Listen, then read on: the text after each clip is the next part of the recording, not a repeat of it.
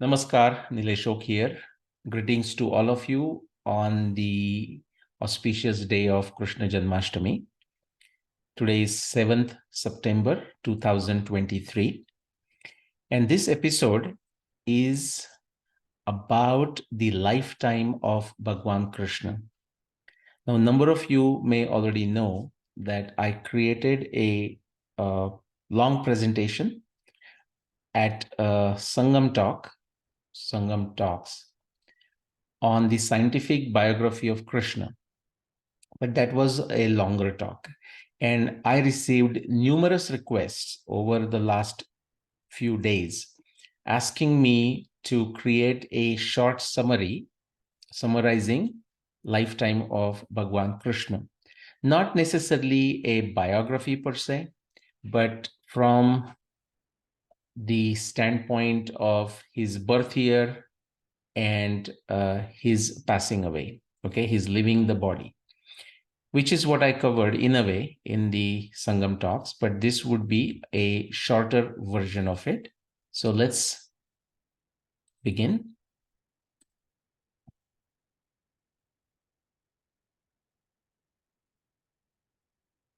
Bhagavan Krishna, you can think of this as Krishna-Charitra, but specifically from the point of view of the dates, which is what I have emphasized my efforts for last 30 years.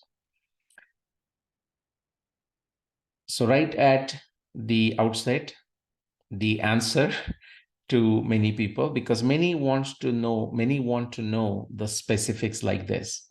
Krishna was born in the year 5633 BCE.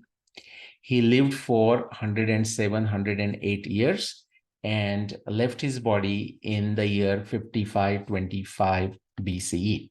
Now, how do we get this information? And this is important to understand the different sources we look at, how we make use of Tarka Shastra, Tantra Yukti, Vijnana Buddhi, actual testing, objective testing, Indriya Pramanya, and how do we arrive at a specific answer, but how we eliminate the other answers, other possible answers. So let's begin with the prologue. Bhagavan Krishna was born in Mathura, the modern day Uttar Pradesh, played a key role in the Mahabharata war, which occurred in 5561 BCE, and left his body at Prabhas Kshetra near a place called Bhalka. It exists today in the modern state of Gujarat, 36 years after the Mahabharata war, and therefore 5561 BCE, it's after, but remember it's a before Common Era, so we don't add the number here, we actually subtract the number. So 5561 BCE minus 36 gives us 5525 BCE. Now this is the year when Krishna's Dwarka was destroyed by the gushing sea waters. Okay, so that is the year 5525 BCE for passing away of Krishna, but also when Krishna's Dwarka was destroyed. Now, various estimates range for the life duration of Bhagavan Krishna, somewhere from 101, more than 100 years, and up to 125 years. And these are different statements in different ancient Indian narratives. So how do we decipher from these multiple options? Okay, that's what we are going to go through in this presentation. So what this presentation does is it triangulates the evidence from the Mahabharata text, Harivansha, Bhagavad Puran, as it relates to identifying, understanding, comprehending the life duration of Bhagavan Krishna. So the focus is very clear in terms of prayojan. And how do we do it? Well, the same method does not change. Tantra Yukti, Tarka Shastra, Vijnana Buddhi. Okay. And we can establish that 5633 BCE through 5525 BCE was indeed the lifespan of Bhagavan Krishna. Interestingly, surprisingly and coincidentally, and of course, happily, I would say, that this 107, 108 years of life duration of Krishna is independent of my research, was corroborated by Srila Madhvacharya. Sorry, I made a spelling mistake there.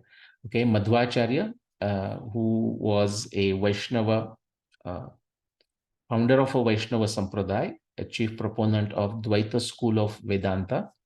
And he called his philosophy Tattvavad, okay, a realist interpretation, okay, realist understanding of philosophy, realist understanding of the world around us, and so on. So we don't know how he arrived at his figure of 107 years, but lo and behold, I did not even know that Madhvacharya had arrived at such a number. I will tell you my journey, how I went through different numbers to finally arrive at this 5633 BCE through 5525 BCE, because that's not where I began. Okay, so let's go to the variety of estimates that are available for the life duration of Bhagavan Krishna. If you look at one specific reference in Srimad Bhagavad Puran, it appears that the statement goes on to say that Bhagavan Krishna lived for 125 years. Okay. On the other side, Vishnu Purana says Bhagavan Krishna lived more than 100 years. Now, they're not contradicting each other because more than 100 years includes 125 years. But keep in mind, Vishnu Purana does not say 125 years. Now, one great Mahabharata researcher, but in general, not just Mahabharata researcher, in general, a amazing Indic researcher, very unparalleled in terms of his ability, capability, both adhyatmic, but also in a Vijnana Buddhi, simply amazing. He estimated Krishna's lifetime or lifespan, life duration to be about 101 years. 1 year, okay? Then somebody, I don't know exactly who, but I know the reference. We are not going to look at them today. Somebody looked at something from Chandogya Upanishad, where there is a reference to Ghora Angiras, and Ghora Angiras teaching Devaki Putra Krishna. Okay, so very likely it's referring to the same Devaki Putra Krishna. What does that mean? Just like Avadhut Gita says, many gurus, जो जो ज्याचा घेतला मी गुण त्यासी गुरु केला जाणं गुरु से आले अपारपण. So what does that mean? Is it appears based on that information that Krishna had Ghor Angiras as one of his gurus, so is Sandipani, and so on. Of course, we know Krishna has done tapasya and Shiva Aradhana and so on and so forth, but we'll not go there. So somebody looked at this reference from Chandogya Upanishad. There is actually a different reference to the matra into the different meters of the Vedas and so on. And when they get added, they add up to 116 matra, something like that. Somebody interpreted that because actually the in an esoteric language, Chandogya Upanishad says it. So as if like, hey, therefore live for 116 years, something like this. Somebody took it to mean, therefore, Krishna must have lived for 116 years. Well, that's not true, as we are going to find out. Okay. And then we have right in the middle, I mean, that's how I put it in the presentation, 107 years. I did not know it while I was doing the research, but Srila Madhvacharya has figured this out about what? About 800 years ago. Okay, 12th century, 13th century. So that number is 107 years. All right, so which one is correct? Or all of these are wrong? Okay, so that's what we're going to look at. Well, you have this same issue that we find with the year of Mahabharata war. And if you are following my work, if you have read my books, if you have read my blog articles, and if you have watched many of my videos out of 1,000+ videos on the YouTube, then you know that the year of Mahabharata war is 5561 BCE, and not any of the other years that you see here, but also many other claims that you do not see here. Okay, now, if you're not convinced about 5561 BC, Well, guess what? You have to take this on a Shraddha that that is the correct year, or you can stop it here, frankly. Okay, no need to go further. Because if you are not convinced about 5561 BC, the rest of the presentation, you may watch out of curiosity, but it may not be useful to you. All right. So we are going to take 5561 BCE as the year of Mahabharat war as assumed. We are not going to discuss how we arrived at that, because that's something I have discussed in hundreds of videos in my 3 books and also 500 plus blog articles. Okay. So date of the Mahabharat war, 5561 BC, will start as the basis as it relates to the prayojan of finding out the life duration of Bhagavan Krishna, also specifically finding out the birth year of Bhagavan Krishna. I already told you what it is, 5633 BC, and the passing away of Bhagavan Krishna at Krishna-Charitra that happened 36 years after the Mahabharat war and therefore in 5525 BCE. So where do we have, what information do we have as a starting point? The year of Mahabharat war, 5561 BCE, great. And passing away of Krishna Nirvana, whatever you want to call it, 36 years after the Mahabharat war, and therefore in 5525 BCE. As I said, greetings to all of you on the day of Krishna Janmashtami. This is the Bharat Dinadarshika. Okay, after 12 plus years of hard work and collaboration, I contacted many calendar makers in India. And as the luck would have it, finally, I could collaborate with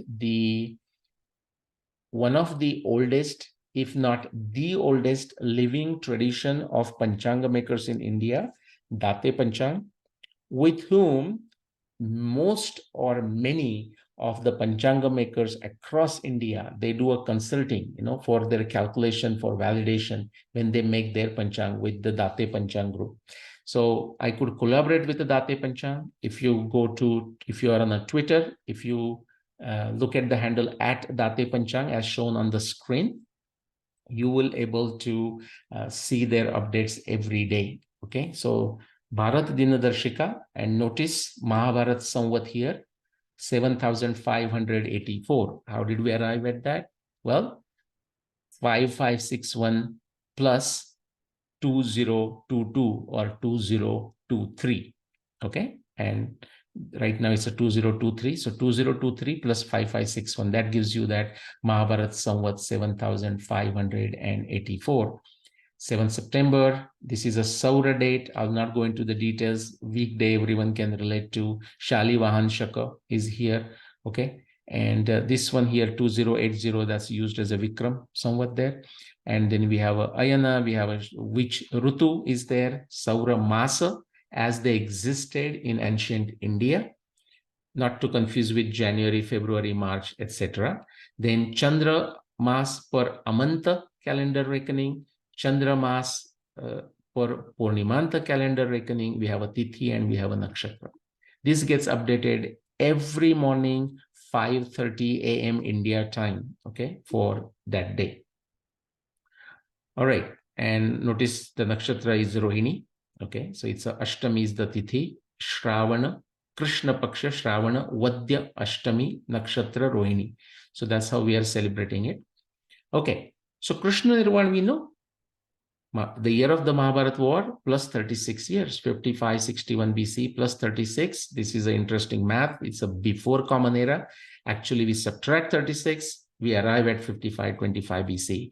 Now, what evidence do we have?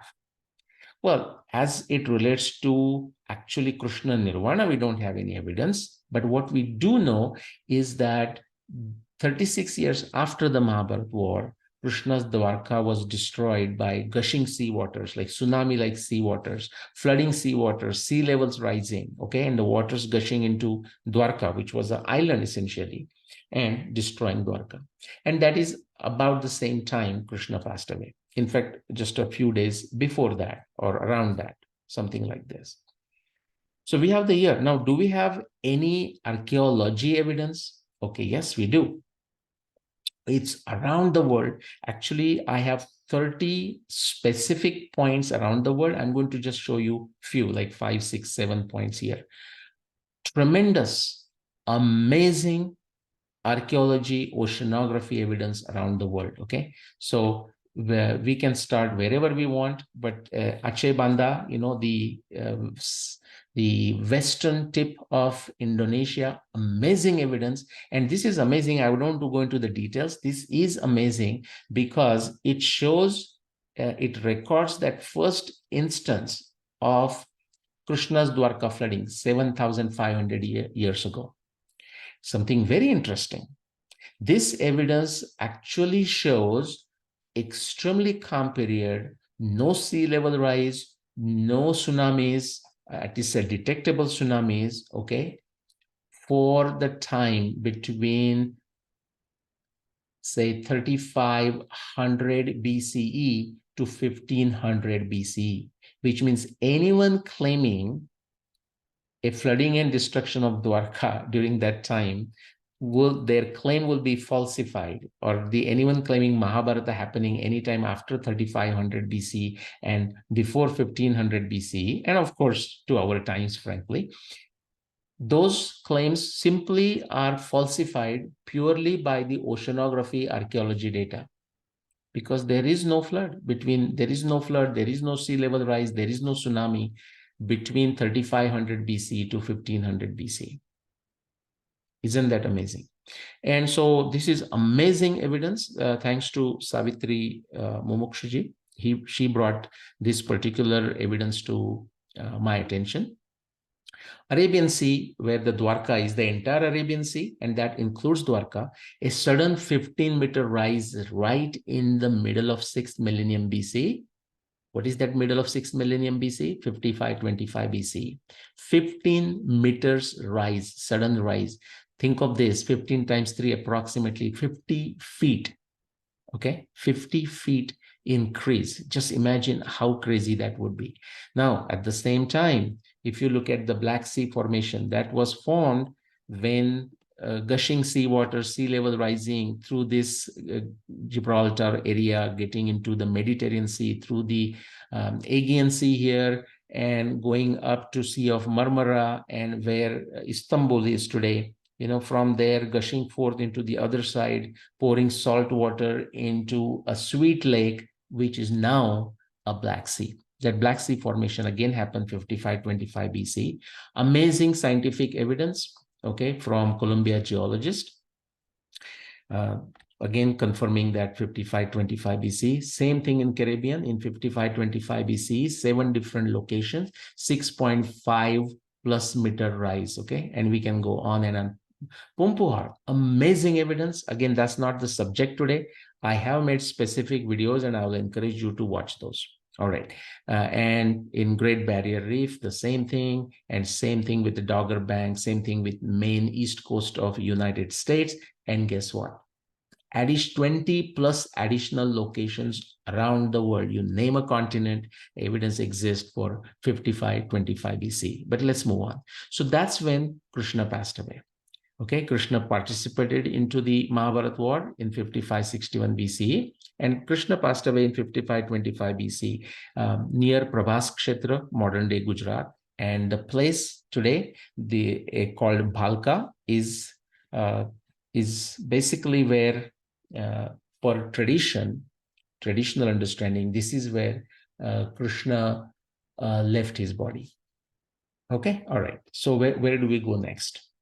So we have 2 dates, 5525 BC, Krishna Nirvan, 5561 BC, Krishna participated into the Mahabharata war. We are going backwards now.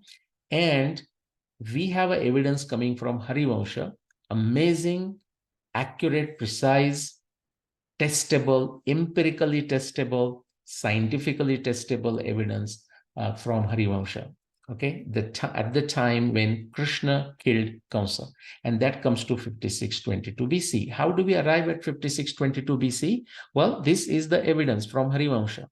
For example, it is Andaka who is warning Kamsa, saying the way you are operating is not good. I see nimittas, okay? You have to be careful. I don't see good times for you.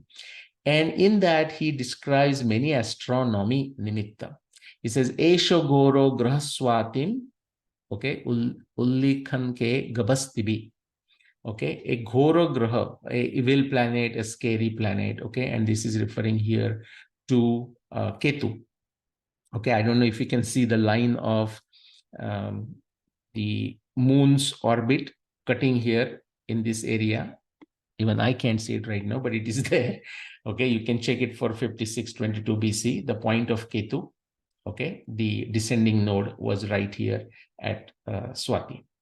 Okay, Chitra Swati area.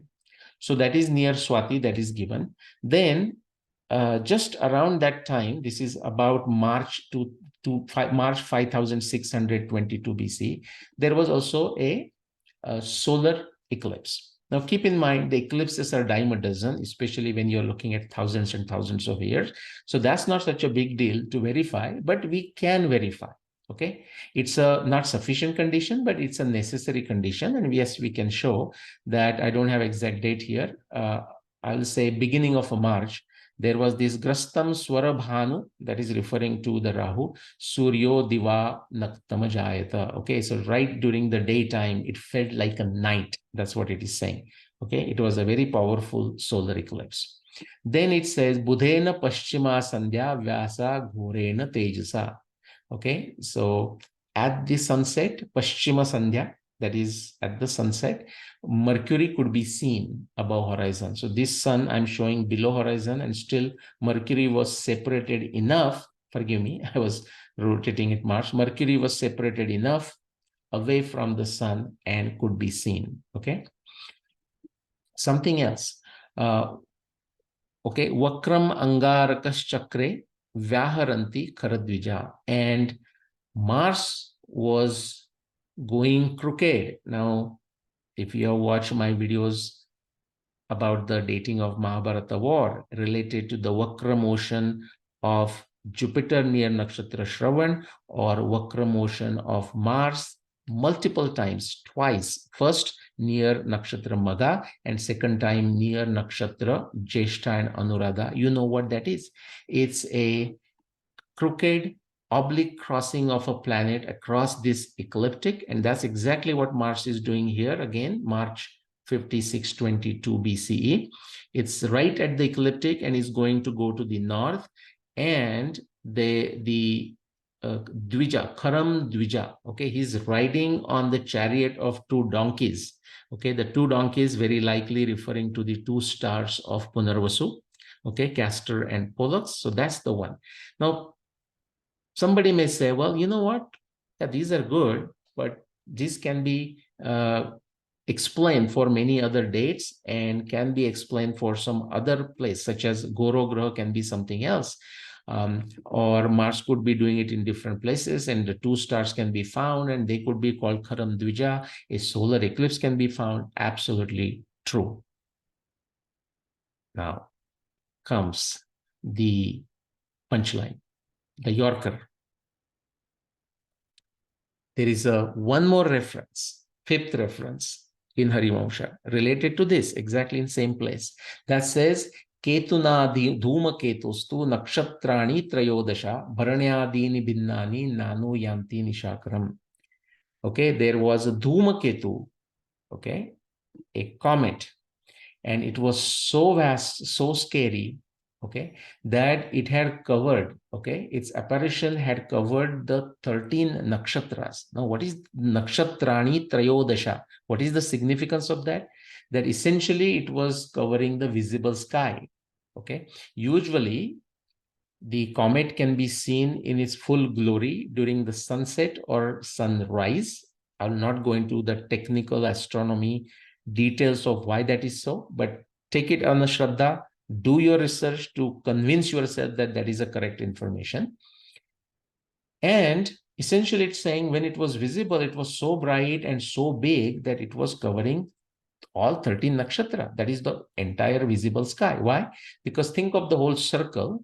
So half the circle is, let's say, visible in a very simplistic fashion. Total nakshatras are 27. Half of that is what? 13 or 14. So that's what it is saying in that language.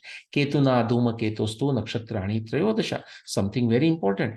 And when it was at its brightest, what is it? Bharanyadini binnani. Beginning with a nakshatra bharani. And this was what we know as in our modern times, we call it Halley's comet, Halley's comet, Halley's comet. But I want to say that this should be called a Andhaka's comet, okay? Because as far as the humanities record keeping is concerned, it was Andhaka who first saw it, noticed it, and mentioned it to Kamsa, as far as the documented evidence is concerned. Granted, many others would have seen it too, but as far as the documented evidence that is available to us today, it is Andhaka, and therefore I call this Andhaka's comet. Okay. So, and it says Bharanyadini Bhinnani, beginning with Nakshatra Bharani. There, you see this, and it's going all the way covering the entire sky. If you look at the visibility, I don't have, this is just a picture and not the actual astronomy simulation picture. Otherwise, I would have shown you live how bright this particular comet was. Imagine like a full moon type of thing, but full moon is only half a degree, and imagine something like that covering the close to the 180 degree or 180 degree plus in the sky at the time of sunrise. Okay, a very amazing scenario. This is just before sunrise. Sun is below the horizon, ready to come up. Okay, so this is, by the way, and this is information to those who are interested in knowing it, and also those who want to try it themselves. Try to recreate this situation again at any other time after 5622 BCE. And guess what? You will not able to do it. Last 8,000 years, last 10,000 years, this is the only instance when you can take this verse of Harivansha, Ketuna dhuma ketostu nakshatrani trayodasha, Bharanyadini binnani nanu yanti nishakaram. That is like as if this comet is so bright and has covered 13 nakshatra, beginning with Bharani, to such an extent that as if it has blinded the path of Nishakara, that is the moon. So as the moon comes eastward, guess what? All these nakshatras cannot be seen. Again, this requires experience in visual astronomy. If you are looking at the full moon and a very clear night sky, and you will see, you would not able to see the bright star next to the full moon. Full moon is that bright. And what this verse is saying is the brightness of the comet is such that as if the moon cannot find its path. Granted, this is a poetic description, but how appropriate this description is. So this nails down the year when Krishna killed Kamsa. Okay, so 5622 BC. Now what do we need to do? Well, how do we go from the year Krishna killed Kamsa to the year of Krishna Janma? I could not find any evidence that would help me in the Mahabharata text. I could not find any specific evidence that would help me in the Harivansha text. But by Krishna Kripa, I would say, by Vyasa Kripa, Krishna Kripa, Bhagavad Kripa, I could find a reference in the Bhagavad Puran. And it said, that's why that number 11 comes there, 5622 plus 11 is equal to 5633 BC. But why am I adding 11 years? Because in Bhagavad Puran, we get the reference that says Krishna lived in the Gokul, Vraja, that area, until he moved to Mathura. And how long he lived there? Until he was 11 years old. So what does that tell you is that Krishna was 11 years old when he killed Kamsa. Okay. And so therefore what I did is I added 11 years to 5622 BCE, going backwards actually. Okay. But because it's BCE, you add it literally, and that comes to 5633 BCE. Now, people would know. Now, what I'm showing you here is a simulated date for June 28, 5633 BC, the midnight between 27th and 28th of June. Okay, it was the lunar month of Shravana, and it is the Vadya Paksha, and moon is at Ashtami and near Nakshatra Rohini. This is when Krishna was born. All right, and Does this match with, do we have any additional evidence? Remember, here I just used 11 years information from Srimad Bhagavat Puran. And now again, I'm going for additional evidence for that 5633 BCE, or say approximately 6th millennium BCE. Again, back to Harivansha. See, this is the Tantra Yukti, this is also the Tarka Shastra, this is also the Vijnana Buddhi, but something more.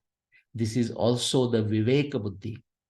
Because many times people ask me, so how come I am comfortable taking this one reference from Bhagavad Puran that refers to Krishna being 11 years old when he killed Kamsa, but in the same breath, I'm rejecting another reference from Bhagavad Puran that said Krishna lived for 125 years. Many people have asked me that question, and that's a great question. And here is the response. The response is that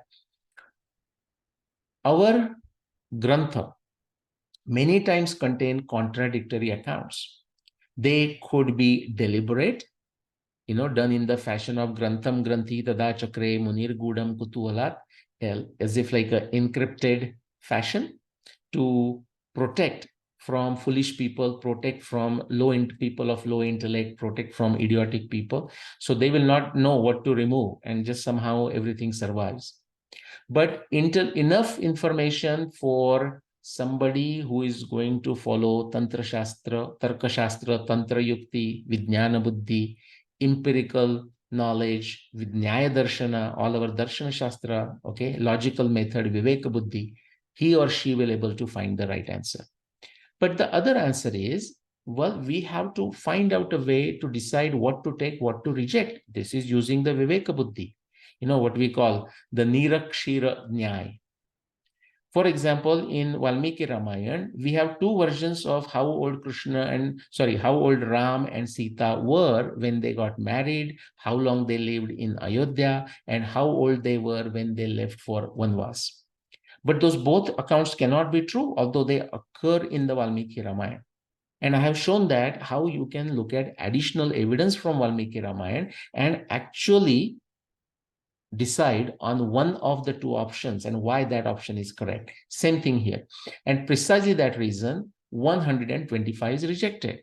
In fact, if you go to my blog article site, you will find one blog article saying Krishna's life duration of 125 years. When I started my research, the first reference that I came across is this from Srimad Bhagavat. I said, well, that's a starting point, initial point. Srimad Bhagavatam says 125 years. Then I went on to find the year of Mahabharata War, 5561 BCE. And as it went on, that meant it did not, that 125 did not fit all the additional enormous evidence from Mahabharata texts or Bhagavad Puran or Harivansha. Okay.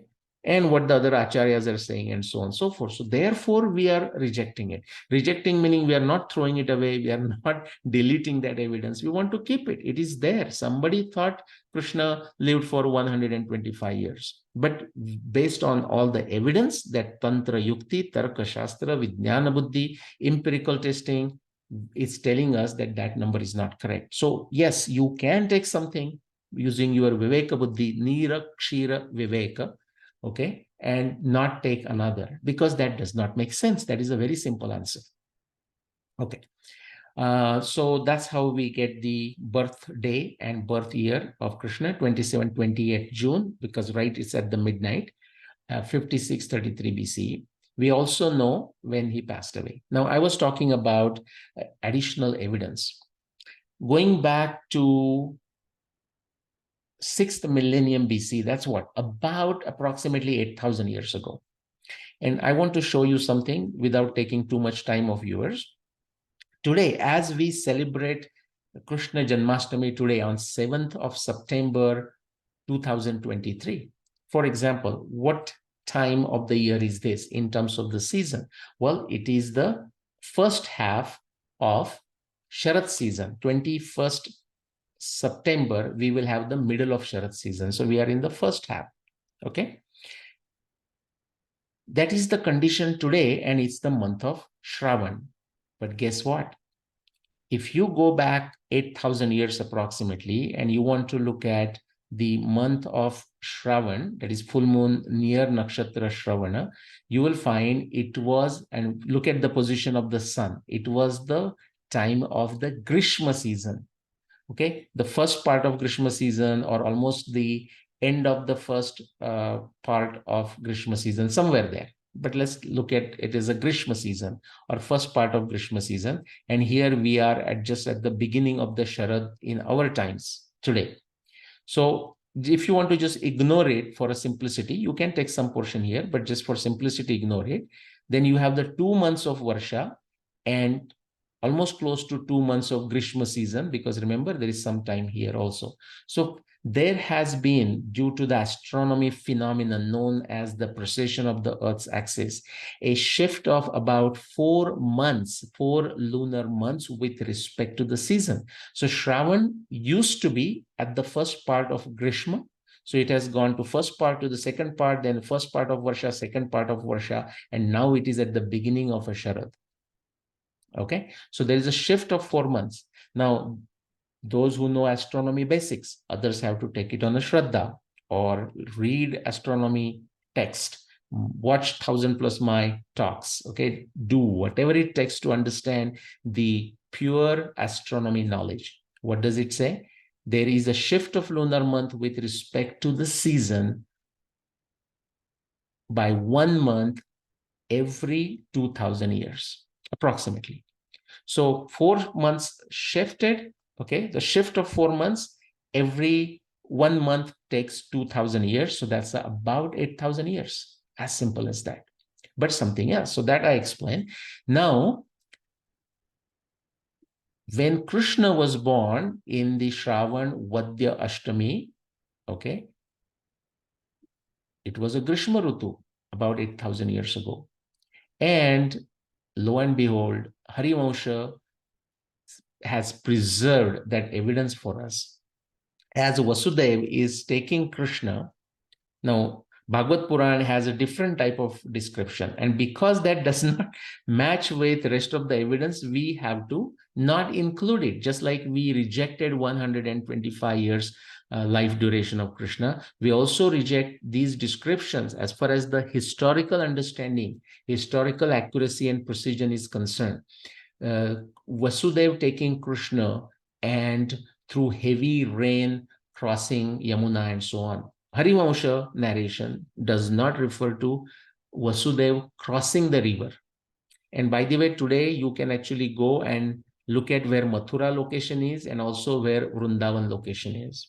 Okay, you will see how closer it is to Harivansha rather than what Bhagavad Puran is referring to. But the point I want to emphasize, again, to limit the time here and not go longer, as Vasudev is walking towards Vrindavan, okay, towards Vraja, and then returning, what is happening? He is actually, there is no description of heavy rain or any such thing in the references from Harivansha, which is what I am showing you here.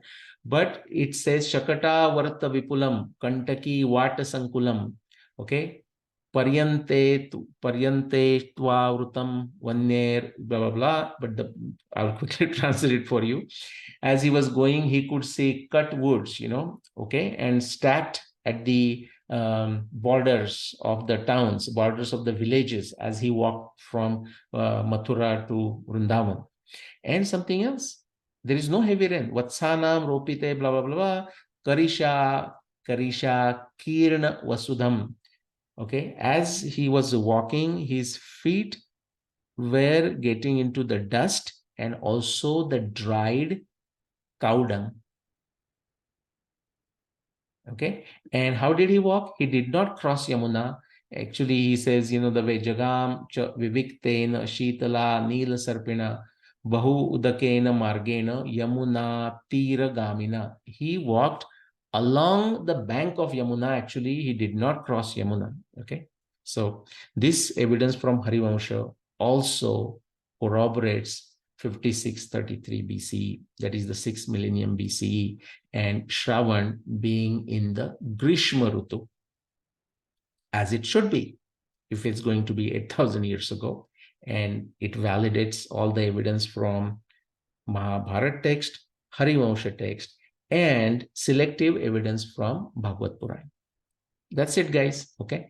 So if you add this, or subtract it rather, 5633 BC minus 5525 BC, you get 180 years. Well, that's the verse above is what I told you in the prologue.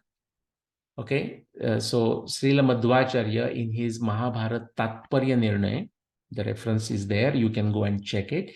He says how long Krishna was here. Okay. He was there for 107 years. Saptamabdam Shatottaram. Okay. Krishna's life duration when he came here at the junction of Dwapar and Kali, in a historical speak, not to confuse with the Panchanga Kali Yuga 3102 BCE. Okay. In fact, Kali Yuga began on the last and 18th day of the Mahabharata war on 2nd November 5561 BC, as far as the historical Kali Yuga is concerned. Not to confuse with the Panchanga reference point. That is a reference point. Therefore, it was called a Kali Yuga beginning, 3102 BC. Not to confuse with that. Okay.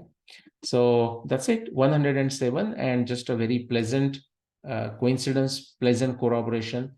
Unfortunately, we don't know what different reference grantha that Srila Madhvacharya employed to arrive at his 107 years. But as the luck would have it, as the Bhagavad Krupa would have it, I did not know it. And even if I knew it, so what? I knew 101 given by, I did not know it, but my point is I had 101 by Dr. P.V. Vartak, 125 from Bhagavad Puran, Vishnu Puran saying more than 100, and based on Chandogya Upanishad, somebody claiming 116. And so this is one number.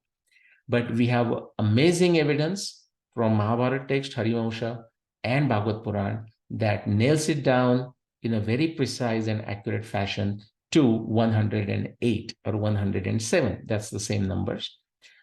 So Krishna was born in 5633 BC and he left his body in 5525 BC. Quick summary. Whatever I just said here, I don't have to repeat it. Krishna killed Kamsa when he was around 11 years old. That year was 5622 BC. Mahabharata war happened in 5561 BC.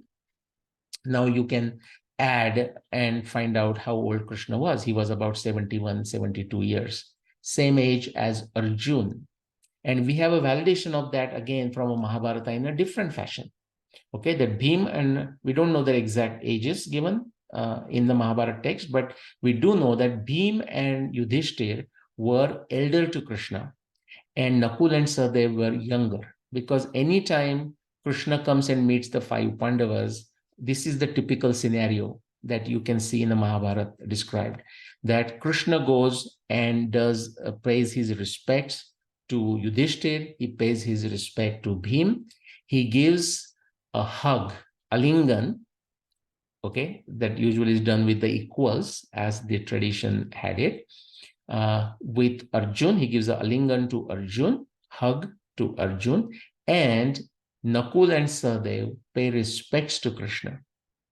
Now, another reason why we cannot take 125 years as a life duration of Krishna as given in Bhagavad Puran, because the ages of Dronacharya is given. Okay, now there are, people who like to fight on everything.